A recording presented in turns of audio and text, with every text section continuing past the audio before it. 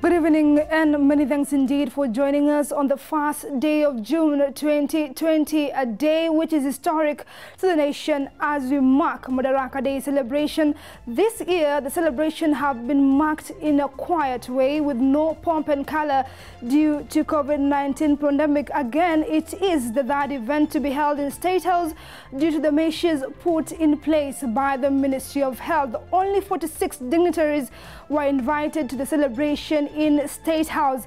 A lot has emanated from President Uhuru Kenyatta's speech, from matters development to COVID-19 pandemic and the referendum quest. We are having political analyst Javas Bigambo to interrogate some of the issues that President Uhuru Kenyatta has raised in his speech to the nation. But before we get right into it, let's take a look at stories making headlines tonight.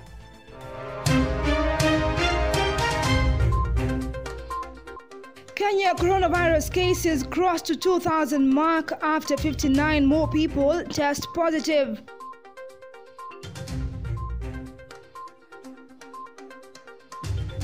Council of Governors asked Treasury to release COVID-19 funds to counties. 57th Madaraka Day celebrations held in State House as Uhuru commends his track record. BBI constitutional review will end ethnic violence, says Uhuru.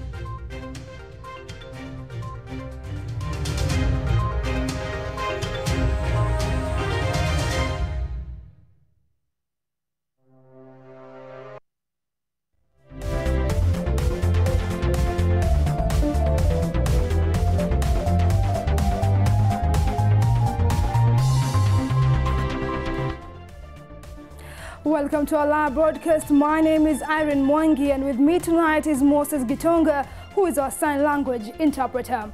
To our top story, this year's Madaraka celebration has received a new phase. For the first time, the country marking the Madaraka Day without hype and pomp and color associated with the public gathering. In the celebration held at the State House in Nairobi, President Uhuru Kenyatta has called on the need of a united country. As Chris Sambu reports, in his golden speech marred by Freedom Literature address, President Uhuru Kenyatta has assured Kenyans on a maiden victory against COVID-19. Far from the excitement and the spirit of freedom that normally reigns supreme in all Madaraka celebrations, this year the situation is different. Quiet and a speech-decorated celebration is what defined the new Madaraka under the COVID-19 pandemic. Only invited leaders attended the celebrations, with President Uhuru Kenyatta leading the delegation of former Prime Minister Raila Odinga and Deputy President William Ruto. Far from the scenes witnessed in previous Madaraka celebrations, President Uhuru Kenyatta has addressed a seemingly quiet nation as the country faces a dark era of the COVID-19 pandemic. That even as we fight the corona pandemic today, our victory over our colonizers should remind us that here too we shall be victorious.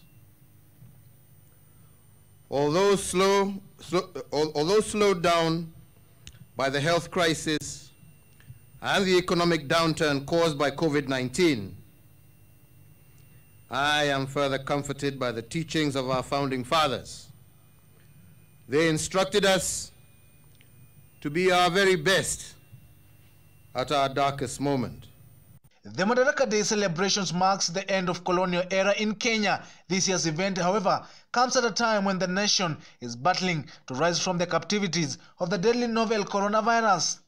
Fellow Kenyans, self-rule required dreaming heroically, embracing the unknown, and offering to die for an ideal. But this was not an easy feat, as thousands lost their lives at battle. The dream of Madaraka increasingly became nothing but a bridge too far. Yet in their darkest moments, our founding fathers did not abandon the course. Instead, they reimagined it, they regrouped, and they re-engaged differently. Many died before they breathed the air of freedom, but many more lived to witness the flowering of a new nation. This gave them hope that the Kenyan dream is actually within reach, and it was possible. Kenyans' way of life has been altered, with schools and places of worship shut down as a way of containing the spread of the disease. I am hereby directing that the Ministry of Education fast-tracks and finalizes the ongoing consultations with all stakeholders that will provide us with an appropriate calendar for the gradual resumption of education in the country. That conscious of the fact that Kenya is a God-fearing nation, I have also directed that the Ministry of Interior, the Ministry of Health, to continue and hasten their engagement with religious leaders across the country with the objective of developing protocols that will be adopted to guide a more participatory way of worship while guaranteeing the safety of worshippers. The political rivalry took a backseat as perennial political nemesis preached one gospel of a united country, Deputy President William Ruto calling on the country to stay put in overcoming COVID-19.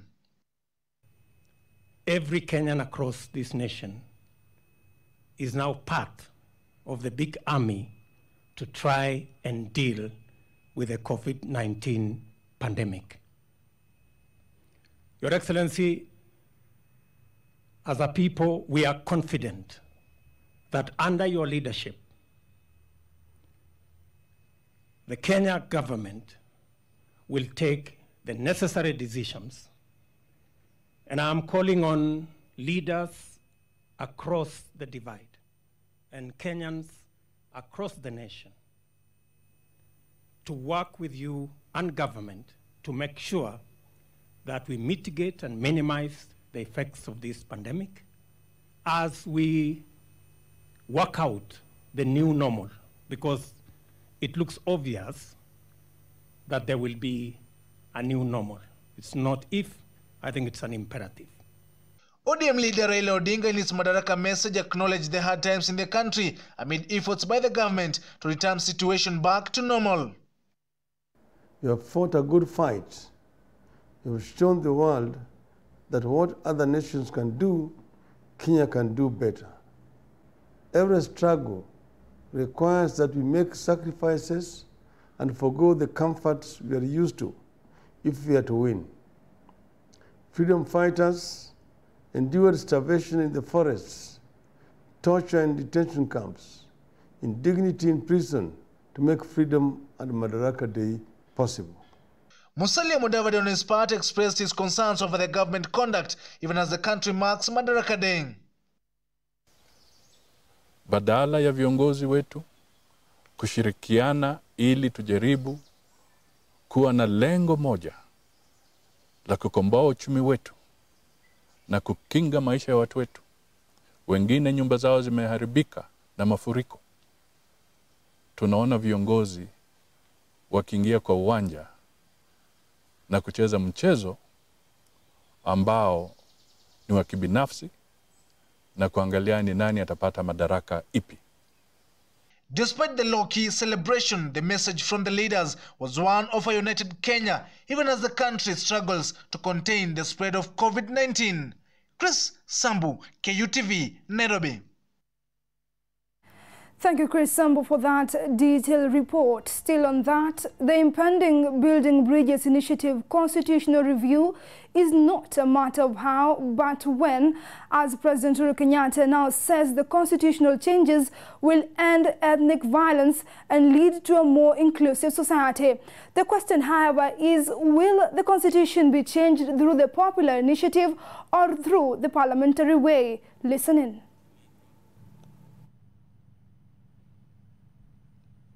An affirmation on the possibility of a referendum in the country through the Building Bridges Initiative was yet again reiterated during the historic day of marking independence in the country.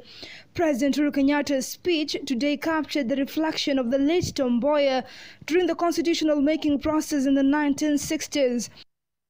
In the 1960s, Mboya cautioned the nation against constitutional rigidity. In particular, he argued that the Constitution cannot be useful to a country if it is an end in itself. A good Constitution must be responsive to the aspirations of a nation and be a means to a greater end. The Jubilee leader argues that the political architecture in the country is one that has brought cycles of violence in every political year, and hence the need for constitutional changes. And if the political architecture provided by a constitution cannot support the growth and progress of a nation, that constitution becomes a cancer to the body politic. Since the March 2018 handshake between President Uhuru Kenyatta and ODM leader Raila Odinga, the handshake was meant to unite the nation, speculation being rife that referendum has been on the offing. The Building Bridges initiative, which was formed by the duo, was meant to precipitate to a referendum through its report, in what the duo termed as an end to divisions brought about by political competition. It is now apparent nothing will come in the way of the 14-member task force chaired by Garissa Senator Yusuf Haji. It is now a question of when the referendum will be done and with which avenue. With coronavirus pandemic, a popular initiative quest might be had, which means a parliamentary way might be the way to go. Senator James Orengo, who is also the minority leader in the Senate, has intimated that. Now, this parliament, I know, is going to be required to play a very critical role in the next 2 or 3 months. Because when there is constitution making, when there is reforms, Parliament must be at the center of it. And we must, as a Parliament, as a Senate, be together in this great quest to make Kenya a better country. The constitution being changed the parliamentary way could be the reason why President Uhuru Kenyatta fumigated the Senate by de-whipping those termed as party rebels, with talks being rife that he intends to do the same in the National Assembly. Tomorrow, President Uhuru Kenyatta is expected to convene a parliamentary group meeting. This comes barely a month after President Uhuru Kenyatta began a purge in Jubilee House leadership in the Senate. The bromance between President Uhuru Kenyatta and his deputy William Ruto has faded away pretty fast. Whether by design or default, BBI continues to drive a wedge between the two leaders. A document that was meant to unite Kenyans has left them divided more than ever before. Irene, Mwangi, Kutv. All right, the nation's COVID-19 cases have surpassed the 2,000 mark after 59 new infections were announced on Monday. The country's total tally now stands at 2,021. The results were from 1,518 samples tested in the last 24 hours. Nairobi leads with 29 cases, Mombasa with 14, Turkana with 6, Busia 4, Taita Taveta 2, Kiambu 1 and Kilifi 1. The country has also announced 5 more fatalities, with 8 persons being discharged after making full recoveries.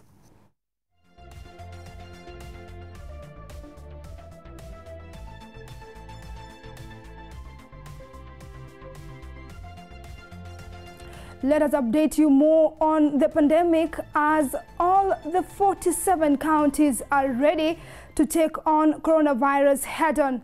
This was the assurance by the chair of the Council of Governors, Wycliffe Oparanya, who made this during the nation's Madaraka Day celebration marked at State House, Nairobi.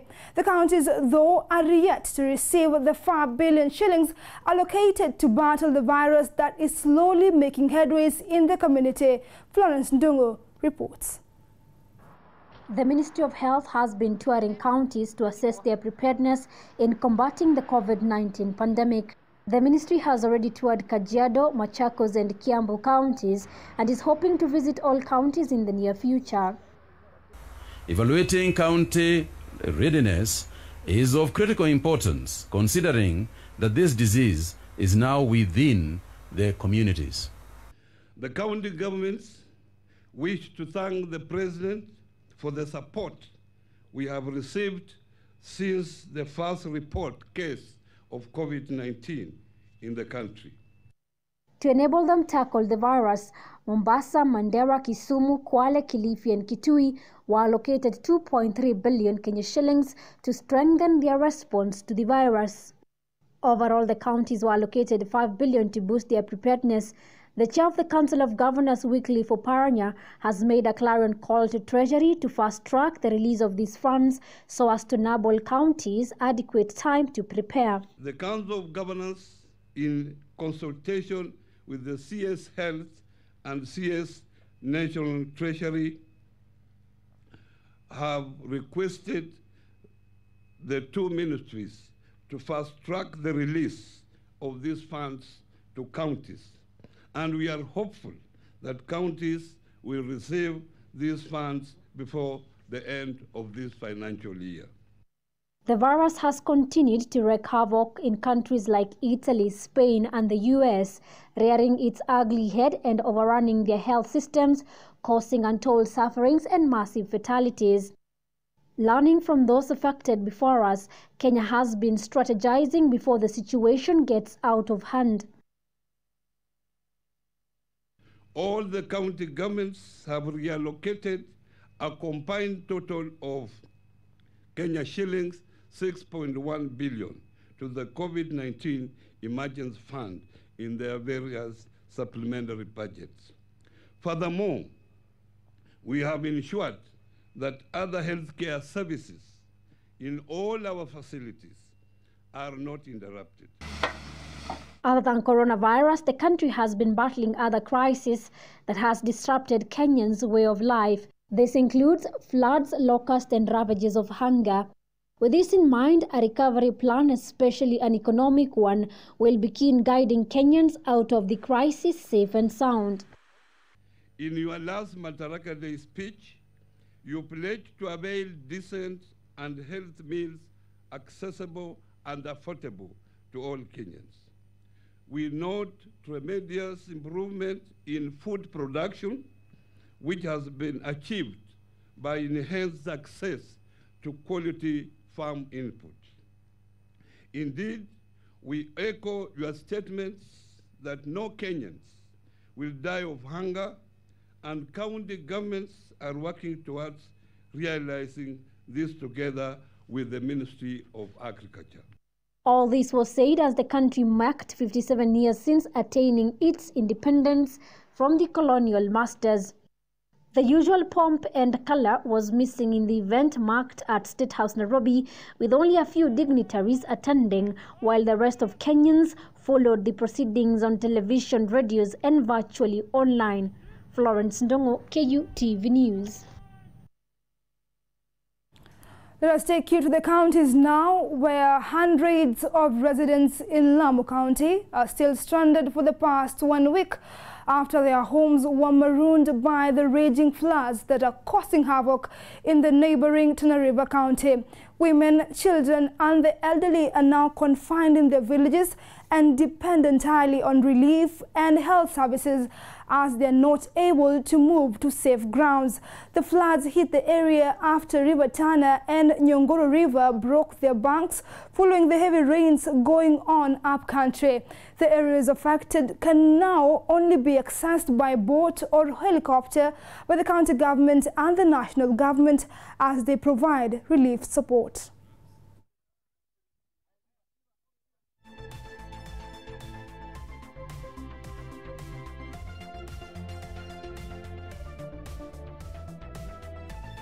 The Legislative House, members of Parliament from Jubilee Party have a date with their party boss tomorrow at State House, Nairobi. All Jubilee-affiliated members of Parliament have been invited to the parliamentary group meeting that will be held at 9 a.m. Though the meeting's agenda has not been made public, it is set to smoothen party politics that have seen disloyal members shown the door out of important committees. A handful of members of Parliament who are strong allies of Deputy President William Ruto in the National Assembly are expected to know their fate tomorrow.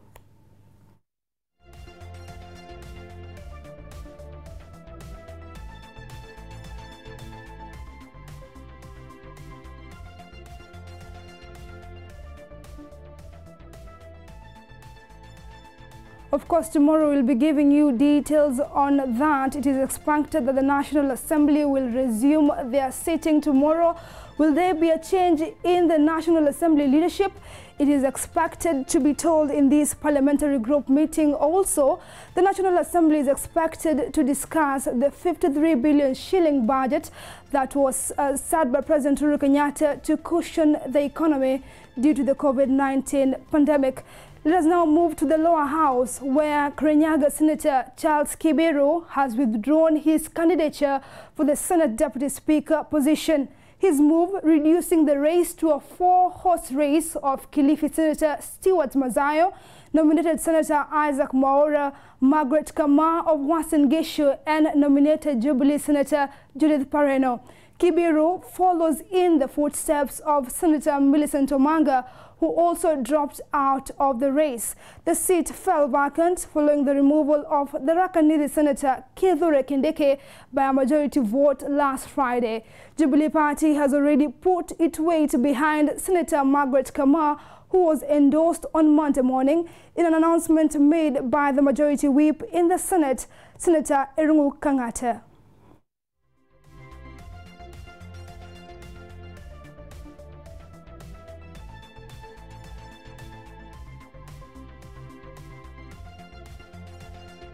Let us look on our word of the day tonight, which is the word confer. Confer, it is to give an official title, honor or advantage to someone. Example in a sentence, President Uhuru Kenyatta conferred the Presidential Order of Service to more than 50 people in the country during the Madaraka Day celebration at State House.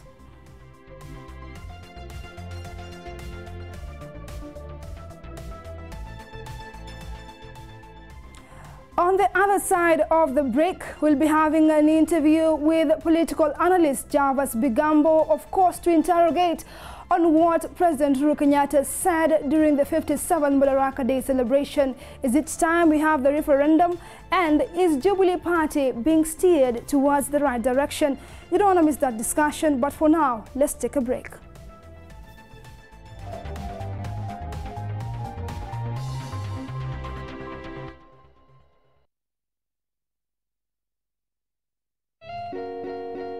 Welcome to another exciting episode of Earth Check. My name is Anne Mashari, and today's episode, I'm an environmentalist and climate activist who planted her first tree at the age of 7 years old and is now the founder of Green Generation Initiative. When I mean incredible lady, it's about the titles, what she has achieved and what she's doing in the environmental sector. Everyone needs to take environmental conservation seriously and take it as a personal responsibility.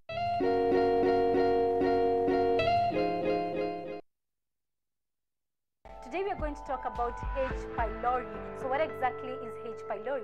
So H. pylori basically it's a bacteria, which in most cases is the cause of peptic ulcers. Okay. Most people call ulcers. And actually, is it true that actually this bacteria is useful but only harmful when in excess? It's actually not really useful to the body, and in most cases it's not harmful. Okay. Because around 50% of the world population has this bacteria in the stomach, but they don't have. Always remember, the universe has a way of leading you to where you're supposed to be at the moment you're supposed to be there. Let's do this. Then on the 14th, we have Men in Black. We have a VR system, a virtual reality system,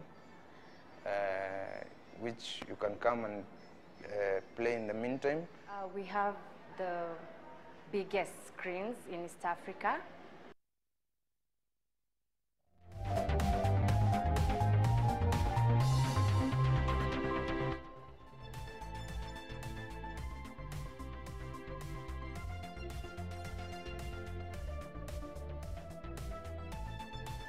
Welcome back. Tonight, we are looking into what President Uhuru Kenyatta said during the 57th Madaraka Day celebration. Of course, he touched on a lot of issues from matters development to matters politics, on where he touched on constitutional reforms and matters of COVID-19 pandemic. We are having political analyst Javas Bigambo, of course, to integrate into what President Uhuru Kenyatta said today on what he touched on. Welcome, Javas. All right, before we even start looking into what President Uhuru Kenyatta said today, let's take a look on where we are 57 years on. Do you think we are where we are supposed to be 57 years after independence? Well, we wouldn't appreciate that we are where we are supposed to be, because when you look at the vision and the commissioning of this country from the time of independence by the founding fathers, whether it was the proclamations of our founding president Jomo Kenyatta or Tom Mboya, and the luminaries in his cabinet or at the time his government, whether it was Jaramogi Oginga Odinga, you appreciate that the critical issues that the founding fathers raised as being important to this country at the time of independence have not been achieved, not even by half. All right. Yes, we must bring ourselves to the appreciation that considerable efforts have been made to achieve those goals, those fundamental interests and aspirations of our country at the time of independence.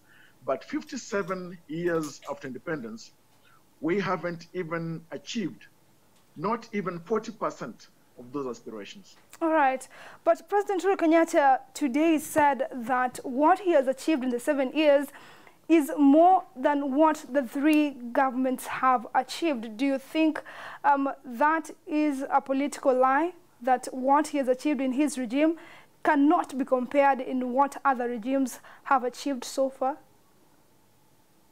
I wouldn't term it a political lie, but I would say, you see, the Swahili would always say that kila mwambangozi huvutia kwake.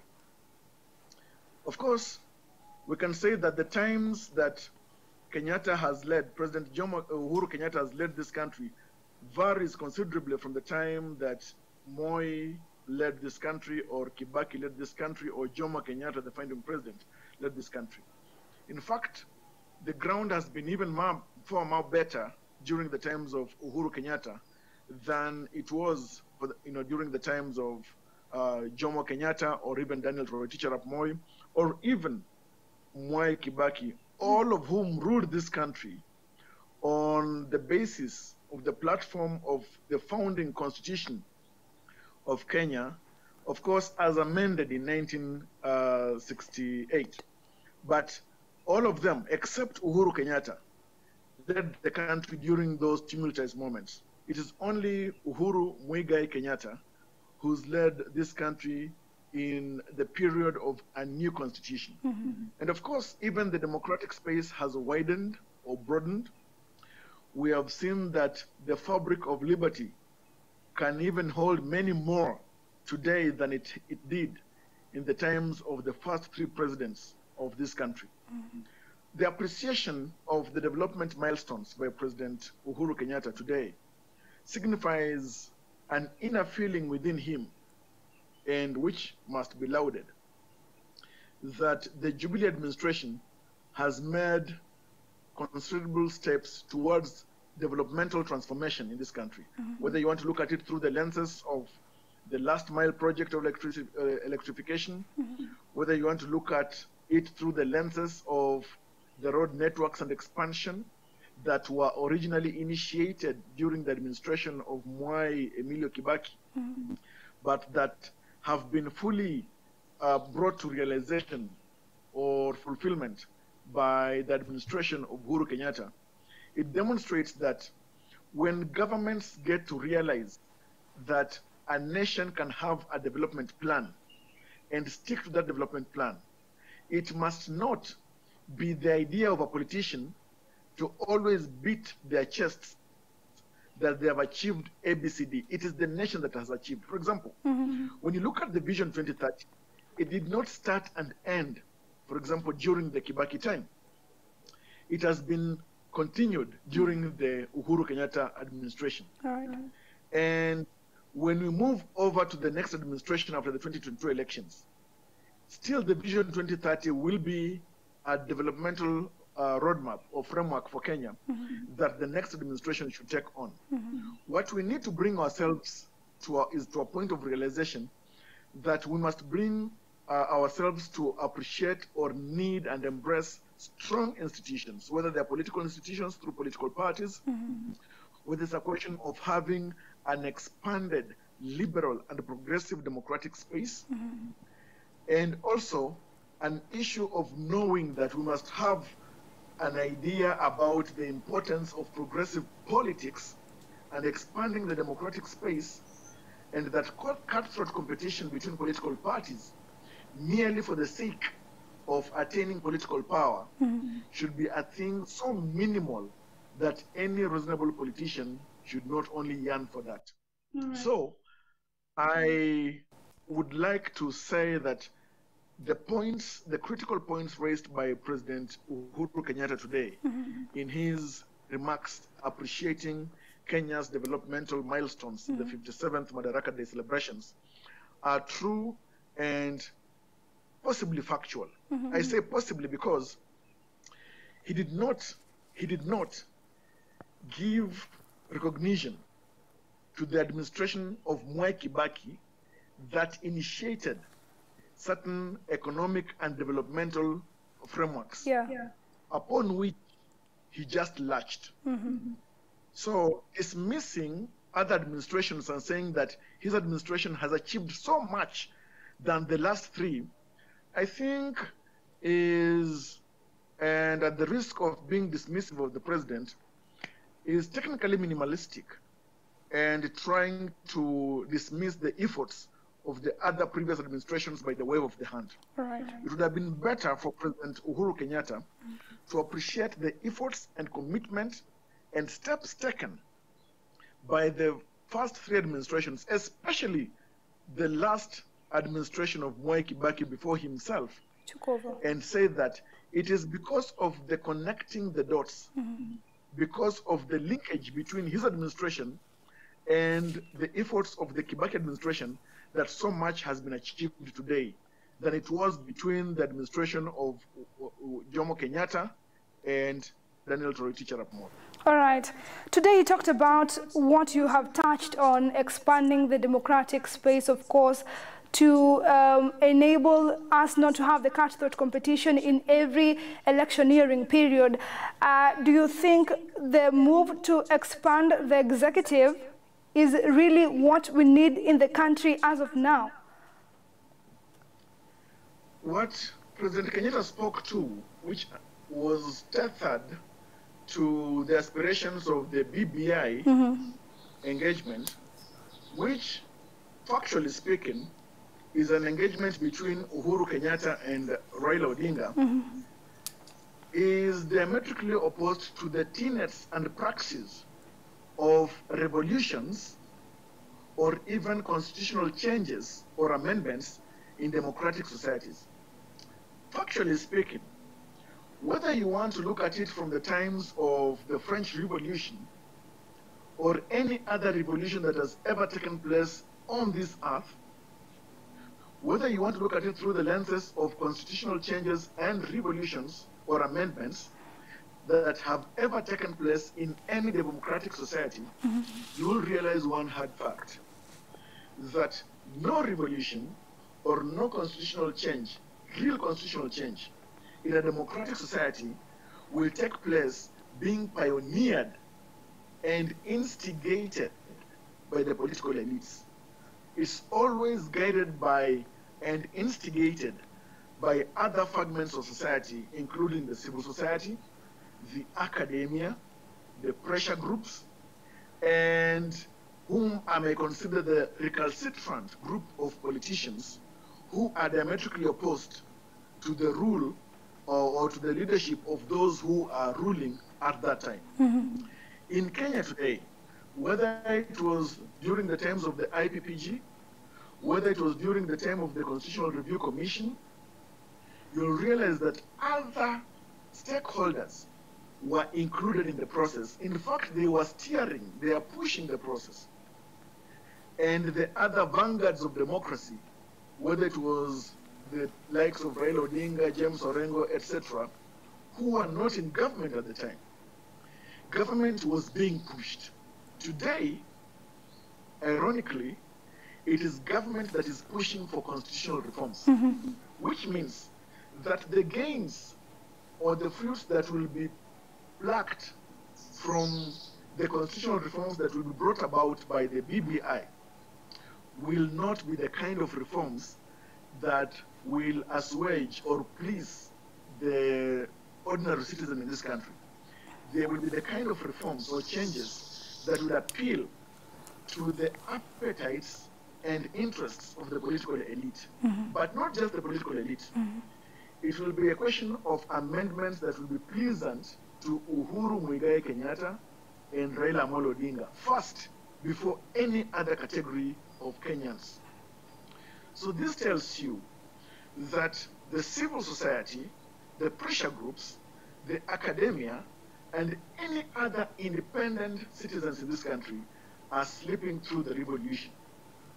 Why would it be, even if it's in the interest of the country, that it is a sitting president and his erstwhile former nemesis, Raila Odinga, who should be pushing for constitutional amendments?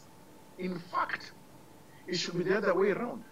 That Raila Odinga, if at all he is the consummate opposition politician or leader of opposition in this country today, and other pressure groups and other ordinary citizens and civil society who should be pushing for the reforms or the amendments of the Constitution of Kenya 2010. Not Uhuru Muigai Kenyatta, who is at the tail end of his second term, serving as President of the Republic of Kenya, or Raila Odinga, who has swapped horses mid-sea and joined Uhuru Muigai Kenyatta in a pact of, I can call it a cosmetic political brotherhood that has brought them together.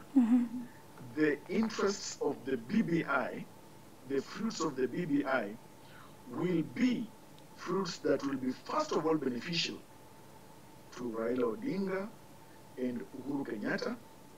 The ordinary citizen will not benefit from this. The expansion of the executive is not what Kenya needs for peace and security. The expansion of the executive is not what Kenya needs to have a progressive democracy. So far, Kenya is a leading democracy in Africa. But for us, we need to see how we can eke out from the stone of selfishness or the mountain of selfishness various stones of hope, integrity, leadership, etc. in the political processes, political institutions, including political parties. Today, as we are speaking about this, even as we mark the 57th Madaraka Day celebrations in Kenya today, does Uhuru Kenyatta believe in the integrity, liberty, and liberation of political parties as an institution? Does Uhuru Kenyatta, does Raila Odinga believe in the same? Does Musalia Mudavadi believe in the same? Does Moses Wetangula believe in the same? And does even Kalonzo Musyoka believe in the same? The question arises, why is it that even when the exchequer is still financing political parties in Kenya by way of representation in parliament, and here I'm speaking about the National Assembly and the Senate, why is it that political parties still remain individualistic or individual controlled baskets or properties of the founders?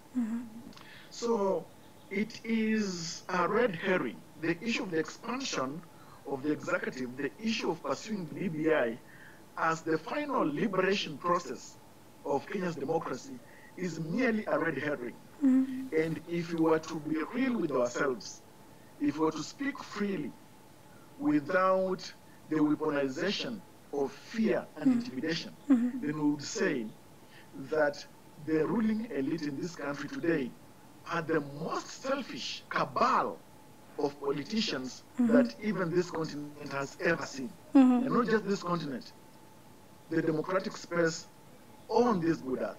All right, but some have asked if we have an option, because there have been speculation that the referendum will be done through the parliamentary way, that it will be brought through both houses, the National Assembly and the Senate. It is something that Senator James Orengo has intimated. And with the changes that are happening in Parliament right now in the Senate, and we anticipate that it will be done even in the National Assembly, it seems that the report will be presented to the National Assembly and the Senate. And knowing our leaders, we know that they will follow the political elites. What is next for us as the common Mwananchi? When you look at Article 255, 256, and 257 of the Constitution, options are there. Amendment of the Constitution of Kenya 2010 can come through twofold. One, the parliamentary approach, or the parliamentary system. Two, the popular system or the popular initiative. Of course, they know very well that the cheap way to go through a constitutional amendment of the Constitution of Kenya 2010 is through the parliamentary approach. Yeah. Because first, we have got a legislature that is intellectually inept, vacuous, and with a high appetite for maintenance or money. So it's easy to buy off politicians. But it's not easy to buy off all 47 million Kenyans, except through political hoodwinking. Yeah. So first, depending on how the BBI task force will fashion their recommendations, it will direct either towards a parliamentary initiative of constitutional reforms, or depending on some sections of the Constitution, including devolution, or the executive that they may touch, then it may necessitate a popular initiative to the reforms or amendments to the Constitution of Kenya 2010. Yeah. So they may want to be very careful about the kind of choices that they present to Kenyans, because the Constitution has given us the two sides, left or right, parliamentary initiative or the popular initiative. So all will be increasingly dependent on the kind of proposals and recommendations that will come from the BBI task force and their final report. If at all it goes the parliamentary way, then it means that some sections or some aspects, articles of the Constitution will remain untouched. Because if we believe in the rule of law, and if we believe in Article 1 of the Constitution of Kenya 2010, that sovereignty belongs to the people of Kenya, all sovereign power belongs to the people of Kenya, then we must go to the people of Kenya and seek their mandate and the authority to amend this Constitution that the people themselves gave unto themselves. Because that, when you look at the preambular position of the Constitution, the people gave themselves this Constitution. If the people gave themselves this Constitution, it behooves the people then to change whatever aspect of the critical aspects of this Constitution that they gave unto themselves. All right. Now, tomorrow, President Uhuru Kenyatta is going to have a Jubilee Parliamentary Group meeting. Of course, this is the first time he has done that in 3 years. And it has been speculated that this might be a meeting to de-whip some of the people termed as rebels in the National Assembly. Why are we seeing the president so active, so to speak, in fumigating the leadership in both houses? Why is it being done in such an action, which some say it is a season for political coups? A few thoughts I do hold on that position. One, that it is painful and sad that the entire country is quiet when the State House, which is a symbol of national unity and positioning, is being used as a party headquarters.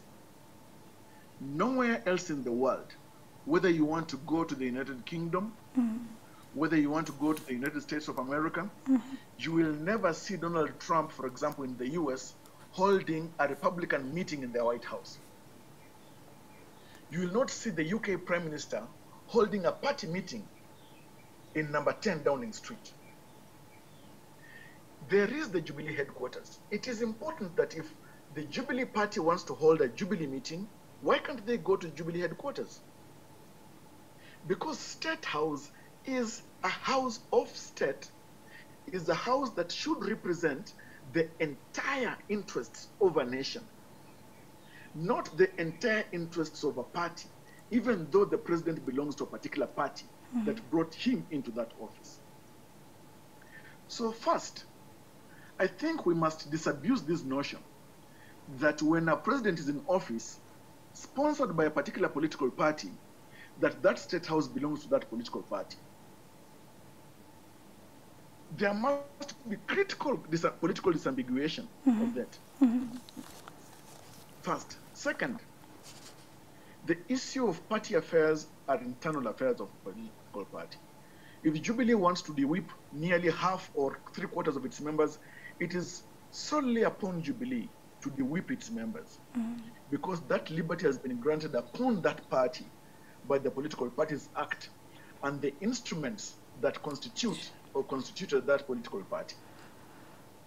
And if it was diametrically opposed to the instruments of that party and the Political Parties Act, then it rests upon the laps of the Registrar of Political Parties to see how to streamline and actually make sure that political parties act according to the law. Because when you look at Article 10, Sub-Article 2 of the Constitution of Kenya, the rule of law is one of the pillars or principles of governance in this country. So even as these political parties engage in their internal political affairs, they must stick their eyes to the pillars of governance, the principles of governance. Key among them is the rule of law. That if a political party has got a constitution, then that political party must actually follow that constitution, because that is the footpath upon which it must tread to make sure that it stands shoulder high within Kenya's democratic space. Secondly, we have seen that Jubilee has done whatever it did in the Senate in terms of the whipping errant members, etc. And we are also noted now that tomorrow there is a meeting at State House to do with a parliamentary group meeting for the National Assembly. Granted, Jubilee Party can have a meeting whenever it wants, wherever it wants. But President Uhuru Kenyatta must also appreciate that State House belongs to all persons in this country in terms of interest representation, and not just Jubilee. All right. So that respect, it would have been proper for President Uhuru Kenyatta to have himself driven to Jubilee headquarters, any other space. Nobody will hold a gun upon him. So yes, they're going to have that meeting at State House. But what also is emerging, as I said earlier, is the weaponization of intimidation and fear-mongering, so that other members who would have been otherwise liberal, otherwise free-thinking, otherwise properly positioned to engage liberally and even intellectually within their own party, they are going to be de-whipped because they hold a view that is ostensibly opposed to certain political interests that would further the president's legacy. So yes, give it to them that Jubilee as a party have their own time, have their own space, have their own freedom, have their own constitution. They can do whatever they may to themselves internally and to their members. Right. But here, what is emerging as a trend is that we are not furthering the democratic expansion of liberty within political parties.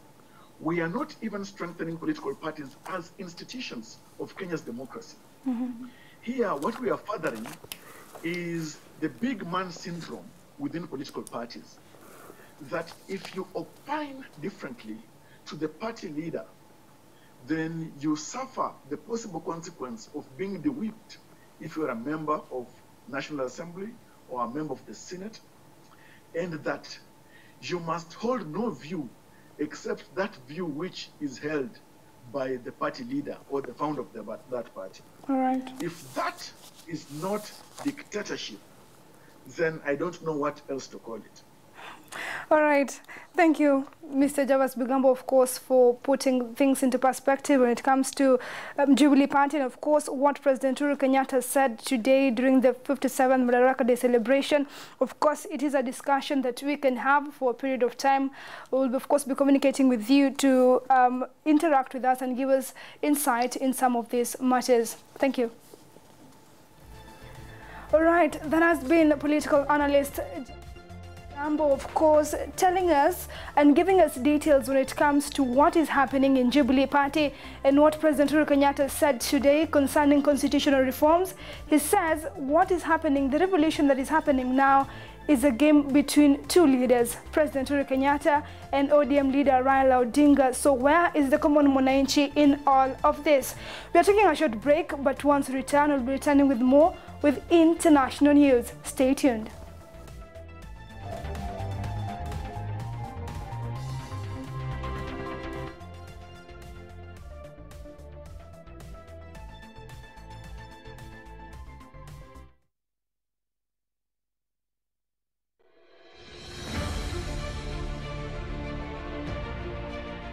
The Juakari operators and others, our saloonists, our mamboga, our barbers, our economy to a large extent depends on you. We cannot allow Kenyans to die because of non-distancing in any sector.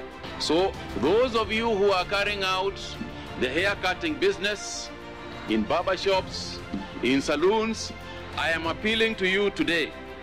Ensure that social distancing, fumigation of your working places, masks are used at all times. Just assume that everybody is positive and now deal with that situation. Participation of our citizens in the fight against the disease would be our key success factor.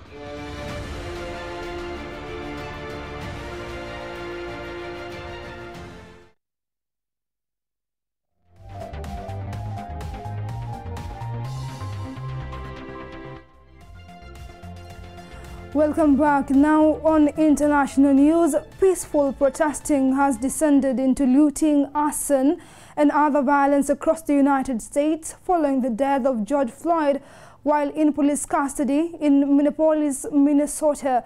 As VOA's Ken Farabo reports, despite curfews and increase in law enforcement on the streets of most major United States cities, simmering racial tensions have reached a boiling point. In widespread unrest not seen in decades, American cities from Seattle to Washington, D.C. burned as many peaceful protests during the day turned to rioting and destruction by night. Governors in 12 U.S. states have activated National Guard troops to quell the violence and restore order. No peace! It was the latest move in a week of escalating tensions after George Floyd died in police custody. Derek Chauvin, the Minneapolis officer who pinned Floyd to the ground using his knee, now faces third-degree murder charges in connection with Floyd's death. But protesters demand more, including charges against other officers involved. I want to make a change for my people because too long that this has been going on and things need to change around everywhere because nothing's going to change if we keep talking, obviously, or keep posting something on social media. So since Thursday, the Associated Press reports police have arrested about 1,700 people in 22 cities across the country in connection with the violence that has left dozens of businesses burned, officers wounded, and several demonstrators killed. What began in response to Floyd's death in Minneapolis has also reached outside the U.S., drawing hundreds to the streets of London in a sign of solidarity with those seeking racial equality. Well, we've seen for hundreds of years black people and people of colour be absolutely abused and killed on the streets, and it's just getting worse and worse. We've had enough, and if they're not going to listen, we're going to scream louder and louder, and we're not going to stop until something is done. We've had enough. This is people who have had enough.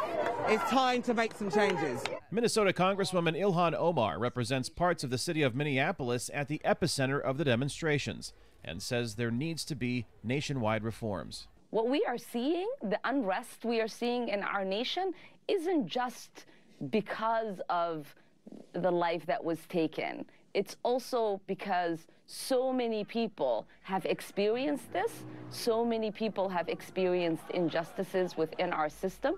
In prepared remarks after the successful launch of the first U.S. astronauts on a commercial spacecraft, President Donald Trump said while he supports peaceful protests, he won't tolerate lawlessness and destruction. The memory of George Floyd is being dishonored by rioters, looters, and anarchists. The violence and vandalism is being led by Antifa and other radical left-wing groups who are terrorizing the innocent, destroying jobs, hurting businesses, and burning down buildings. It was a message his national security advisor, Robert O'Brien, defended after another night of unrest. And the president's outraged by that, and we all are, and that has to stop, and we're calling on the FBI to investigate Antifa and get to the bottom of these violent rioters, and I don't want them confused with peaceful protesters that have every right to go out to the streets. That's what makes America different from many other countries around the world. With the large crowds that gather to demonstrate comes the risk of further spreading COVID-19. As the unrest in America continues, the number of infections in the U.S. from the coronavirus is also rising, along with the death toll, which now exceeds 100,000. All right, with that story, we are taking a short break, but once we return, we'll be returning with more from the world of sports. Stay with us.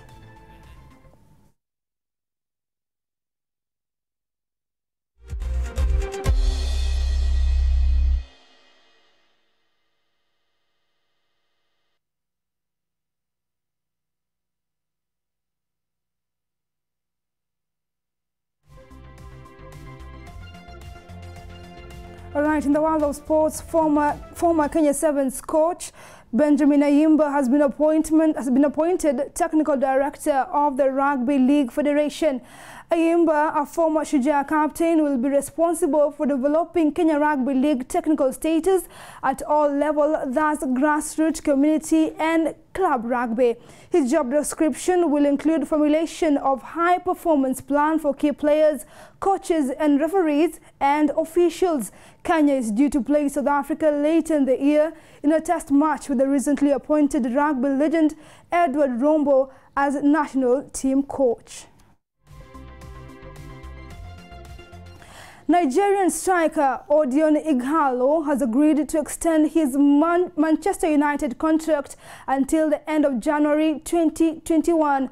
Odion's loan deal from the Shanghai Shenhua was set to come to an end today, but United have been able to extend it into next year. The deal is now awaiting confirmation from the FA for registration. The 30-year-old has scored 4 times in 8 appearances so far for new club.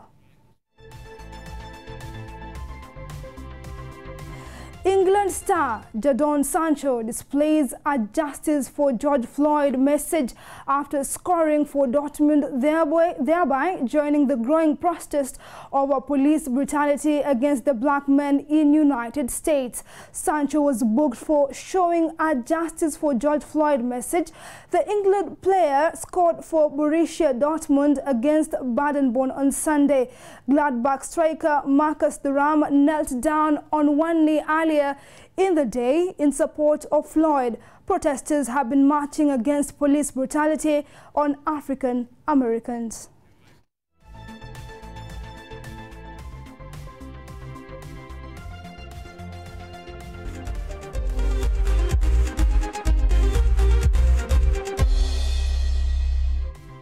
That's all we had for you for KTV News at 9. See you tomorrow, same time, same place. It is a new month. I do wish that you have a prosperous month and all the good things that you want to do this month, may you accomplish them. As you always say, stay healthy, stay safe, stay positive. We shall overcome COVID-19 ultimately. Enjoy the rest of your evening. Thanks for watching.